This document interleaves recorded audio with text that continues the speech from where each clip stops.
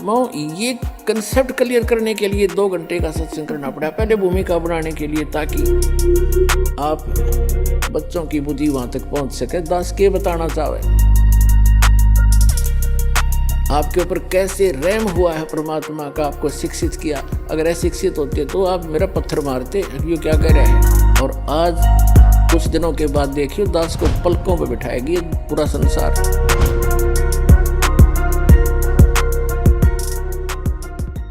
इसलिए गीता अध्याय नंबर 15 के श्लोक नंबर 17 में कहा है कि उत्तम पुरुष तु अन्य परमात्मा उदाहरते। वैसे पुण्यात्माओं, परमात्मा की परिभाषा अगर आपको बताने लगूंगा तो विषय अलग हो जाएगा, काफी समय लग जाएगा। परमात्मा उसको कहते हैं जो किसी की आत्मा नहीं दुखावे, कोई किसी का बेटा नहीं मारा, किसी की बेटी नहीं मारा, किसी का कैंसर नहीं करे, किसी का कोई दुख नहीं दे, केवल सुख दे, उसको परमात्मा कहते हैं, श्रेष्ठ आत्मा। और हम उस परमात्मा को ना समझकर इस काल को परमात्मा कहने लगे। और किसी का बेटा मर गया, किसी की बेटी मर गई, किसी का बाप मर गया, किसी की माँ मर गई, कुणबा का कुणबा घाणी, कैंसर से पीड़ित हाहाकार मच रहा है। ये परमात्मा का लोक है, परमात्मा का लोक सतलोक है, जहाँ दुख नाम की चीज नहीं। तो गीता अध्याय नंबर 15 के श्लोक नंबर 17 में स्पष्ट किया है कि उत्तम पुरुषत्व अन्य, इन दोनों से अलग है वो श्रेष्ठ भगवान पुरुषोत्तम, और जिसको परमात्मा कहा जाता है। और ये लोक तरम अवश्य विवर्ती अवय ईश्वर है, जिस 2-3 लोकों में प्रवेश करके सबका पालन करता है, वो है वो अविनाशी भगवान। तो कहते गीता अध्याय नंबर 7 के श्लोक नंबर 19 में, पुण्यात्माओं, ये कंसेप्ट क्लियर करने के लिए 2 घंटे का सत्संग करना पड़ा पहले भूमिका बनाने के लिए, ताकि आप बच्चों की बुद्धि वहां तक पहुंच सके। दास के बताना चाहे आपके ऊपर कैसे रहम हुआ है परमात्मा का, आपको शिक्षित किया। अगर अशिक्षित होते तो आप मेरा पत्थर मारते, ये क्या कह रहे हैं। और आज कुछ दिनों के बाद देखियो दास को पलकों पे बिठाएगी पूरा संसार। तो प्रसंग चला था कि गीता अध्याय नंबर 7 के श्लोक नंबर 19 में कहा है कि वो तत्वदर्शी संत तो बड़ा दुर्लभ है जो ये बतावेगा कि वासुदेव ही सब कुछ है। पुण्यात्माओं, एक पंजाब का रहने वाला था, एक किसान था बहुत बड़ा, राम राय नाम था उसका। 800-900 बीघा जमीन थी, किसान था, सिख था। पहले ये सिख थे, सिख का यानी अपने हिंदुओं से ही अलग से, जैसे आज ये राधा स्वामी वाले कौन है, इसमें सभी जाति के लोग हैं हिंदू ही तकरीबन, या सिख भी हैं। आगे चल के ये धर्म का रूप धारण कर लेगा तो हमारा दुर्भाग्य ही होगा।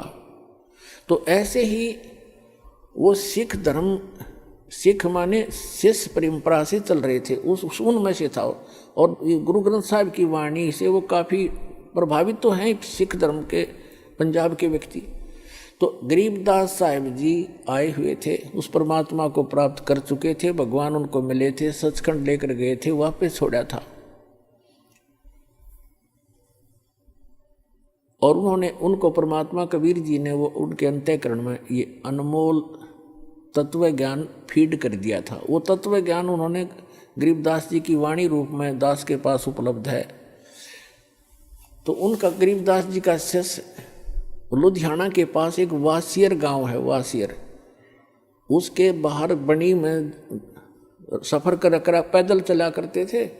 और वहाँ नहा धो के कुएं पर, किसी जल पर, तालाब पर बैठ गया, सुबह सुबह नित्यनेम कर रहा था, ऊंची स्वर में ब्रह्मवेदी बोल रहा था। और वो सिख राम राय जी नहाने सुबह सुबह सैर सपट्टे को गया। तो वाणी के बड़े मर्मज्ञ हैं, बड़ी प्यारी लगती है वाणी। उन्होंने देखा भी बड़ी गजब की वाणी किसकी है, तो खींच रही आत्मा को, उसके पास जाकर बैठ गया। जब उस भक्त ने अपना नित्य नियम कर लिया तब उससे कहा कि महाराज जी, ये भक्त, ये वाणी किसकी है। उन्होंने बताया कि ये मेरे गुरुदेव की वाणी है। तो राम राय ने पूछा, वो संत अभी शरीर में हैं या शरीर छोड़ गए। उन्होंने बताया भी शरीर में है। पूरा पता ले लिया उसने, राम राय ने, कि एड्रेस बता मुझे, इस महापुरुष के दर्शन करूंगा। तो वहाँ से चल पड़ा, छुटानी पहुँच गया लुधियाना से। अब गांव में गरीबदास जी कैसे थे, किसान के घर जन्म था, जाट थे, 1300 बीघे जमीन थी, बड़े बीघे वार थे, यानी ना 2,500 बीघा जमीन थी, लगभग 1400 एकड़ वर्तमान की, और खूब पैसे वाले थे।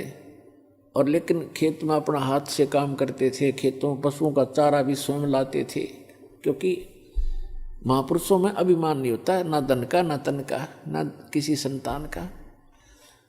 तो राम राय जी सुबह सुबह पहुँचे।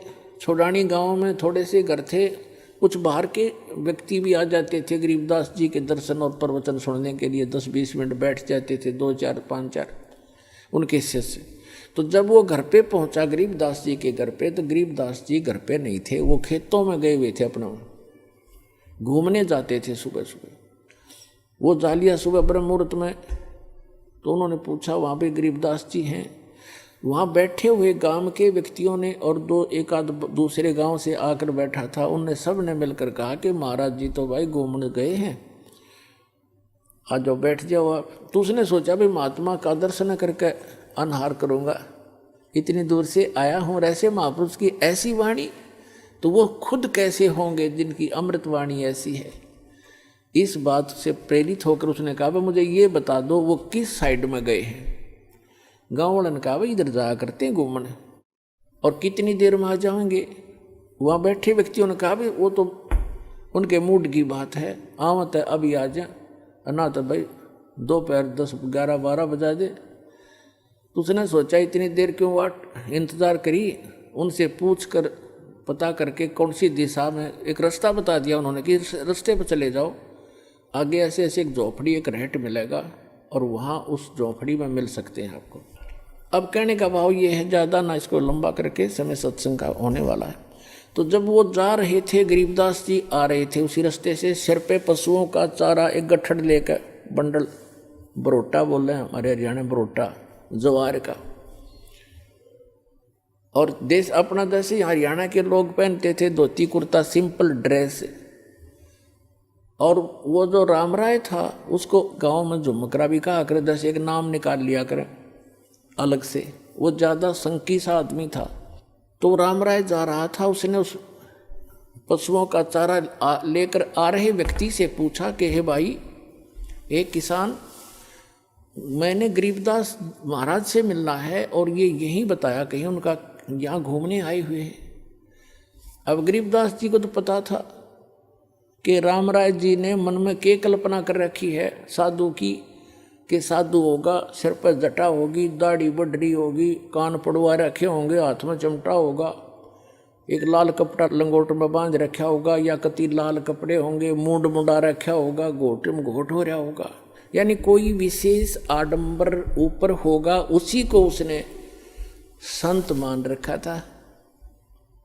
और गरीबदास साहिब जी को पता था कि दूर देश से आया है जिज्ञासु, यदि मैंने ये कह दिया कि मैं हूँ गरीबदास जी बोल भाई, तो ये यहीं से खेतों में से वापस हो लेगा कि यो किसा महाराज जी, क्योंकि इसने तो महाराज जी सोच रखा था लाल पीले कपड़े हों, सिर पर जटा हो, या कभी घोटम घोट हो, तिलक ला रखा हो, हाथ में चिमटा हो, धूने पर बैठा हो, राख लपेट रखी हो।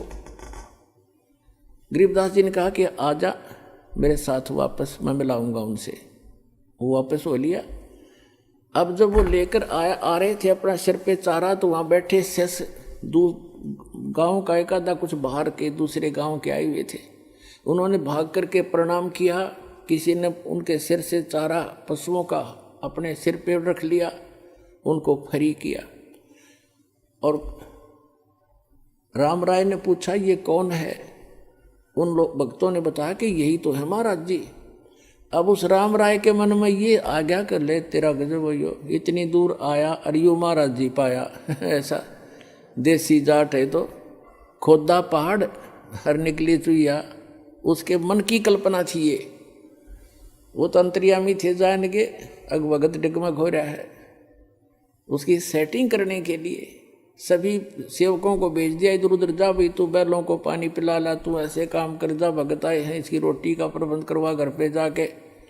उनको इधर उधर भेज दिया और कहा मेरी बाल्टी भर दो, पानी की रख दो, मैं नहाऊंगा, स्नान करूंगा। एक पाटड़े पे बाल्टी भर कर रख गए, वो चले गए। रह गए गुरु, वो आत्मा और वो महात्मा गरीबदास जी। गरीबदास जी ने स्नान किया, स्नान करके धोती बांधते थे और धोती का एक पल्ला अलग से सपेर कर लेते थे, उसको गोल गोल करके एज ए बेल्ट बांधा करते ऊपर के, धोती को लपेट के जैसे, और उसके ऊपर के उसी का धोती का हिस्सा एक पल्ला बांध लिया करते, उसको अड़बंद कहते हैं। और गरीबदास जी के उंगली के कोई वैसे ही थोड़ा बहुत कोई चोट लगी हुई थी, तो गरीबदास जी ने कहा कि ए झुमकरा, आइए भाई मेरी धोती का यो कपड़ा बांध दे, मेरा हाथ का चोट लग रही है, काम नहीं करता। अब पहले तो फूक उड़े निकलेगी उसकी कि इसने तो मेरा उर्फ नाम भी बता दिया, मैंने तो जिक्र भी नहीं किया मेरा नाम क्या है, कैसे हूँ। उसका कुछ शंका हुई, भाई झुमकरा मैंने मेरे को गांव में तो कहा करते, पर यहाँ कैसे पता लग गया झुमकरा। और परमात्मा ने इसलिए कहा उसको झुमकरा क्योंकि उसका मन झूम रहा था कि यो किसा महाराज जी बता कहाँ आ गया, मेरे के साथ जमींदार है, किसान है, अच्छा बैक आया माया में, इतनी दूर आया, पैदल चल के आया। गरीबदास जी ने धोती का जो पल्ला था उसको कहा ले बांध दे मेरे शरीर के चारों तरफ का, जहाँ बेल्ट बांधते हैं ऐसे कर लेते हो धोती के कपड़े को, ऐसे ऐसे घुमा घुमा के ऐसे कर। और उसने कहा कि ले बांध दे मेरे चौगुर दे, वो चारों तरफ का लपेट कर ऐसे गांठ लगाने लग गया। वह गांठ शरीर के अंदर से निकल गया गरीबदास जी के शरीर से, और कब उस धोती का लग गई कपड़े का। और गरीबदास जी ने ऐसे मुंह कर लिया दूसरी साइड में जैसे देख ना रहे हों। झुमकरा ने सोचा उस राम राय ने तेरा गांठ उल्टी लाएगी दिखे तो फिर लगा, फिर वो ऐसे ही शरीर के अंदर से निकलाई धोती या गांठ लाएगी। तीसरी बार जो प्रयत्न करने लगा, जब कहने लगा, गरीबदास जी ने कहा कि रे झुमकरा मैं तो तेरे जैसा आदमी हूँ, या गांठ क्यों ना लगती तेरे ते। जब उसने ऊपर को देखा उनके मुंह की तरफ, क्योंकि राम राय जी विष्णु जी के पुजारी थे, भले ही वो सिख थे। जब उन्होंने ऊपर देखा तो विष्णु जी का रूप बन गया, इतने से ऊपर गरीबदास जी का मोर मुकुट, हाथ में शंखर चक्र गदा, चरणों में पड़ गया, पैर पकड़ दिए है महाराज, भूल लागी, मैं तो गलत सोच लिया मैंने आपके बारे में, आप तो भगवान हो।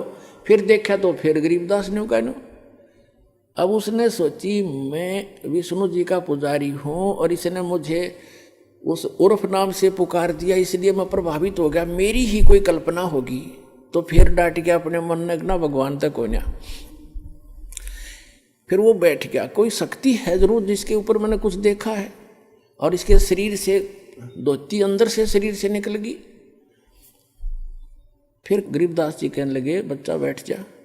2 घंटे ज्ञान दिया उसको, सारी सृष्टि रचना सुनाई, सतत्व ज्ञान समझाया। हम सुल्तानी नानक तारे दादू को उपदेश दिया, जात जुलाहा भेद नहीं पाया, काशी माए कबीरवा। तब उस झुमकरा ने, उस राम राय ने कहा, भगवान ऐसा ज्ञान तो आज तक किसी ने बताया नहीं मारे थे। तब गरीबदास जी ने कहा था कि तत्व भेद कोई ना कह रे झुमकरा, यो पैसे ऊपर नाच सुनो राई झुमकरा, कोटों मध्य कोई नहीं रे झुमकरा, अरबों में कोई गर्क सुनो राई झुमकरा।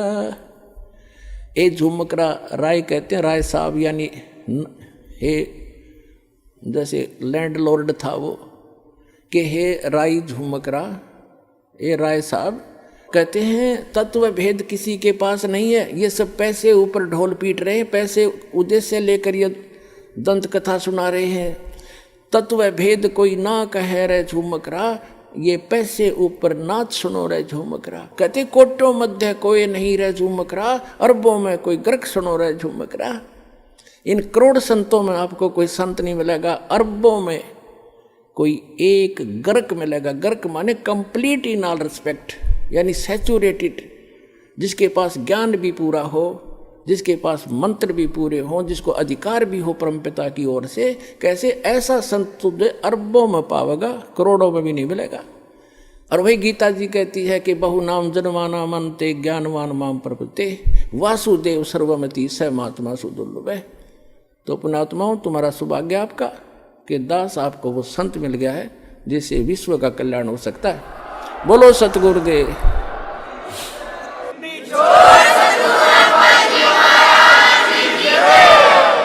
आज का जो ये 3 दिन का जो समागम समापन हुआ है, ये उस उपलक्ष्य में था कि इस फाल्गुन की अमावस्या के दिन 17 फरवरी थी उस दिन, और अमावस्या थी 1988 में।